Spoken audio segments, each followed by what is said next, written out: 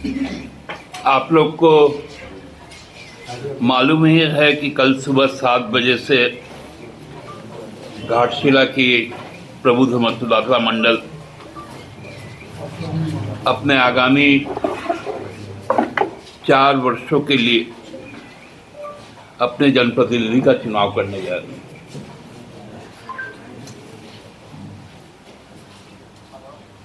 जिस प्रकार वहां पर प्रचार कल जब समाप्त हुआ, लोगों के बीच में जो उनके जो निर्णय दिखे, उनके अंदर जो आकांक्षाएं दिखी, वो बहुत आश्वस्त हम लोगों को करती है कि घाटशिला के लोग जो 10 महीने पहले जो आशीर्वाद हमको प्राप्त हुआ था, वो उसका पुनः एक रिन्यूअल होगा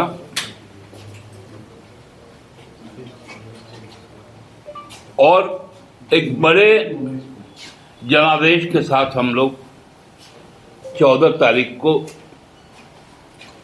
विजय का प्रमाण पत्र लेंगे। हमारे विपक्ष में जो भी लोग हैं, वहां पर 12 लोग और हैं, सभी हताश हैं, सब आपस में अब पश्चाताप कर रहे हैं कि वहां हम चुनाव क्यों लड़ने गए,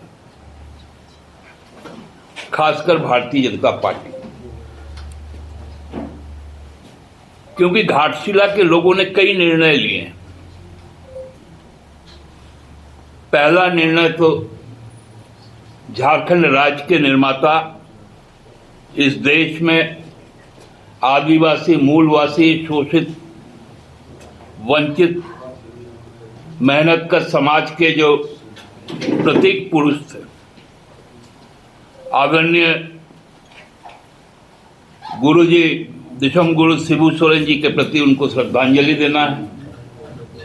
उनके कर्मठ जनप्रतिनिधि और लोकप्रिय और सर्वसुलभ जनप्रतिनिधि रहे रामदास दा को भी श्रद्धांजलि देना है। ये उनका पहला निश्चय है। दूसरा निश्चय उनका है कि जिस प्रकार से घाटशिला विधानसभा क्षेत्र में शिक्षा को लेकर वहां पर काम शुरू हुआ है, पिछले सरकार से लेकर अब की सरकार तक, चाहे वहां पंडित रघुनाथ मुर्मू जनजातीय विश्वविद्यालय की स्थापना, वहां एक कॉम्प्रिहेंसिव इंजीनियरिंग कॉलेज जिसमें आईआईटी भी होगा, पॉलिटेक्निक भी होगा और बीटेक भी होगा, और सबसे ज्यादा चूंकि वो खनन का इलाका है, उसमें माइनिंग का भी कोर्स होगा, जो केवल यहां पर आईएसएम में होता है, धनबाद में बहुत कम जगह में माइनिंग का कोर्स है, वो घाटशिला के इंजीनियरिंग कॉलेज में भी होगा। वहां जिस प्रकार से विद्यालय को उत्क्रमित किया गया है, उसके लिए भी घाटशिला वोट करेगा। तीसरा, रोजगार के लिए घाटशिला अपने आप में प्राकृतिक छटाओं से भरा हुआ एक जगह है। वहां कई पर्यटन के स्थल हैं, खासकर बंगला पर्यटकों के लिए, बंगाली पर्यटकों के लिए, जो हर साल लगभग 4 लाख की संख्या में आते हैं। एक तो उनका एक सीधा आत्मीय संबंध महान साहित्यकार विभूति भूषण बंदोपाध्याय के साथ रहा, जिनका उपन्यास ओपुर संसार के ऊपर में महान निर्देशक परिचालक सत्यजीत रे ने चलचित्र बनाया, फिल्म बनाया और उसको ऑस्कर मिला। तो वहां जो पर्यटन के क्षेत्र में जो एक विशाल रोजगार का सृजन हुआ है, वो भी घाटशिला ने तय किया है कि झामुमो के साथ रहेंगे, क्योंकि पर्यटन इस सरकार का एक बड़ा फोकस में है। चौथा जो है वो है HCL का बंद होना।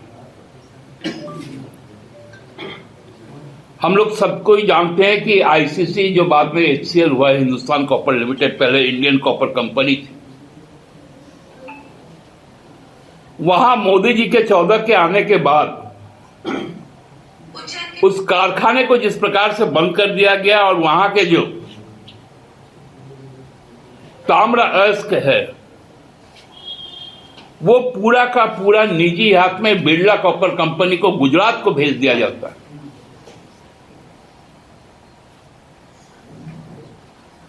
वहां के लगभग 2.5 लाख लोग जो इस इंडस्ट्री के ऊपर, इस खान के ऊपर में निर्भर थे, उनका हक छीनकर गुजरात भेज दिया गया। उसके खिलाफ जो आक्रोश है वो झामुमो के साथ देगा, क्योंकि हम लोगों ने यह तय किया है कि वहां के सभी, अभी तो 3 खदानें हमने खुलवाई, वहां हर प्रति जो 11 खान अभी भी खुलना है, सबको खुलवाएंगे और फैक्ट्री को पुनः चालू करेंगे। ये मुख्य रूप से बातें जो हमारे समर्थन में, झामुमो के समर्थन में वहां के लोगों का निर्णय।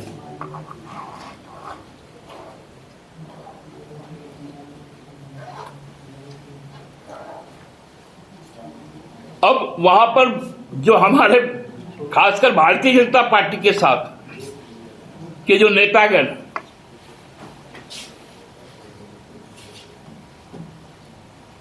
उनका कैंडिडेट ही बाहरी, और रामदास साहब वहां के खुटकटी, पुश्तैनी, खतियानी, उनका वंशज। डांगालपाड़ा इलाके का जो खरसती मौजा है वहां के।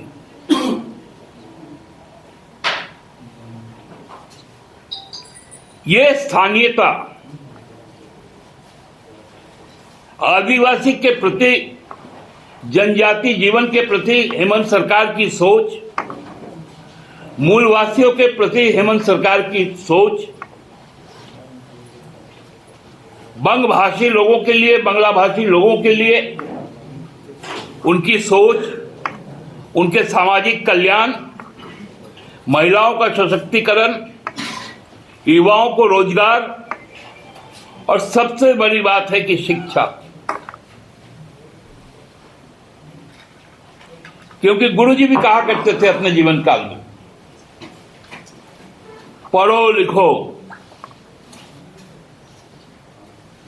शिक्षा नहीं होगा तो भिक्षा मांगना पड़ेगा।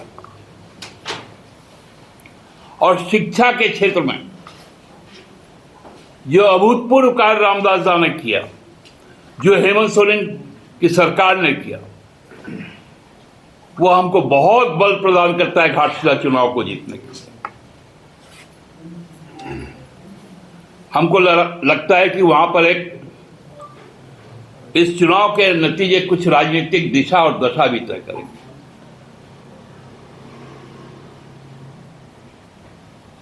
जो भ्रम की स्थिति वहां पर, क्योंकि लगभग सबसे बड़ा इलाका वहां बंगला भाषी है, उसको वहां पर सांप्रदायिकता से जोड़ दिया गया। उनको बांग्लादेशी कहा गया।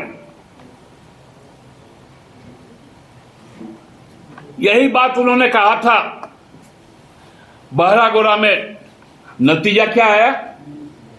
भाजपा परास्त हुई। घाटशिला में भाजपा परास्त हुई। पोटका में भाजपा परास्त हुई। ईचागढ़ में भाजपा परास्त हुई। जोगसलाई में भाजपा परास्त हुई। साहिबगंज जिला समाप्त हो गया। पाकुड़ जिला समाप्त। गोड्डा जिला समाप्त। जामताड़ा देवघर समाप्त।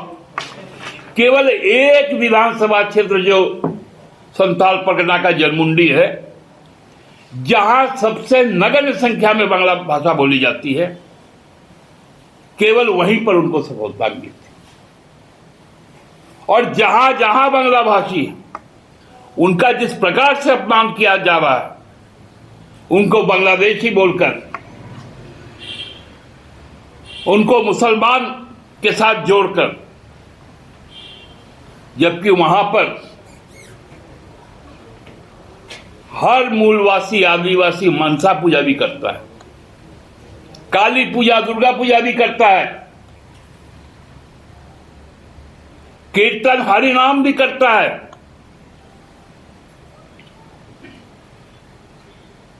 वहां जो सांप्रदायिक विभाजन की कोशिश की गई, उसके खिलाफ ये जनादेश आएगा और एक बड़ा जनादेश हम लोगों का होगा। मैं अंतिम रूप से फिर से घाटशिला के प्रबुद्ध मतदाताओं से अपील करता हूं कि भारतीय जनता पार्टी का जो ये भ्रम का जो चाल चरित्र और चेहरा है, वहां स्थानीय जो आतंक है, उसके खिलाफ ज्यादा से ज्यादा संख्या में घर से निकलकर वोट करें और सोमेश चंद्र सोरेन को अपने प्रतिनिधि के तौर पर रांची भेजे। घाटशिला अगले 4 साल में एक मॉडल विधानसभा क्षेत्र बनाने का काम हम लोग करेंगे।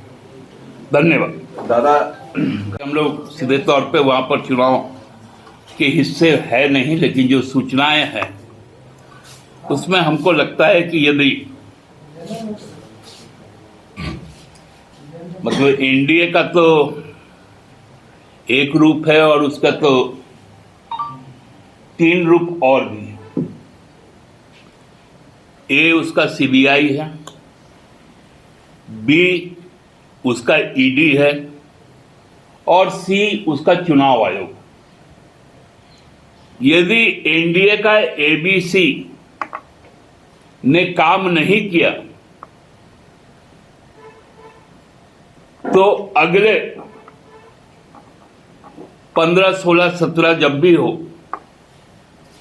तेजस्वी जी मुख्यमंत्री बनेंगे। इसमें कहीं कोई अब शंका आशंका हमको लगता है रहना नहीं चाहिए। तो दादा, आपको एबीसी का पूरा यकीन है कि वहां पूरा ये एबीसी काम कर रहा है?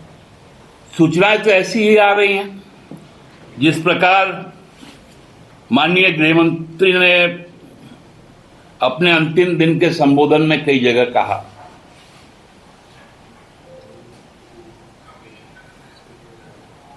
उससे तो यही लगता है, क्योंकि एक कहावत है राजनीति,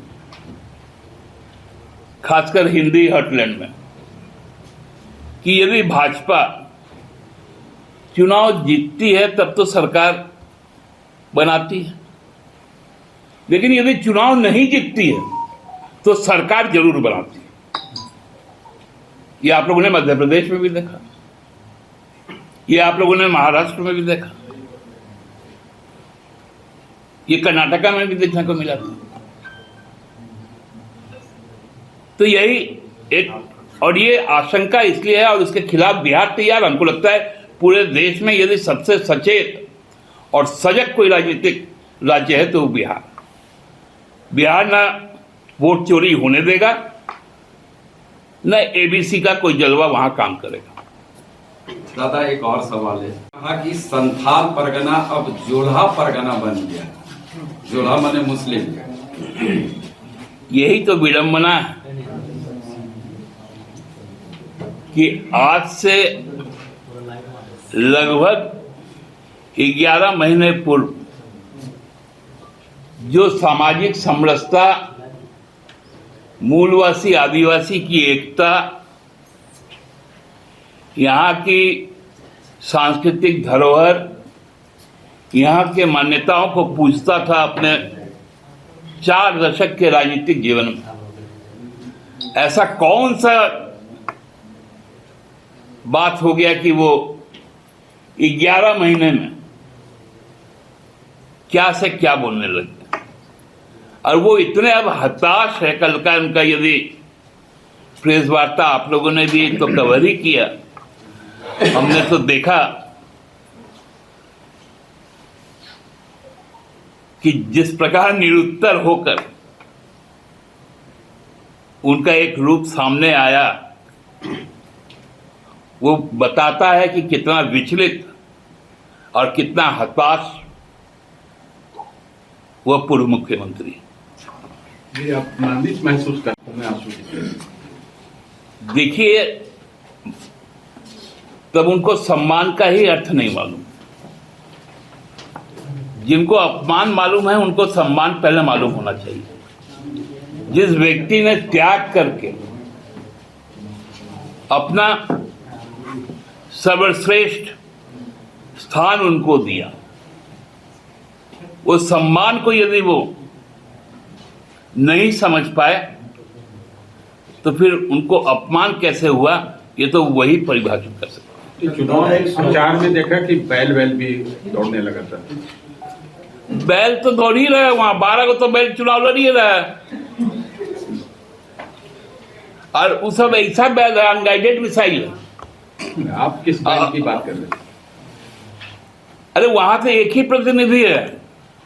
अभी धन कटनी के समय है और जैसे मैंने अनगाइडेड मिसाइल सब वहां दौड़ रहा है, खेत चलना शुरू कर दिया, उसी के खिलाफ तो चुनाव होगा, उसी का तो जनादेश आएगा।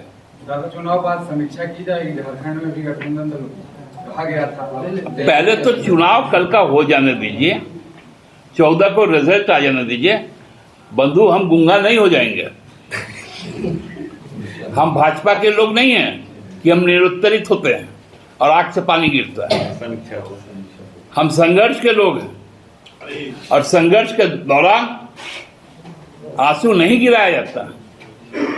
आपने सुना होगा हेमंत सोरेन जी का भाषण विधानसभा में कि मेरे आंख से आंसू नहीं गिरेंगे। हम आंसू को बचा के रखते हैं। हम आंसू पोंछने वाले लोग हैं, आंसू गिराने वाले लोग नहीं।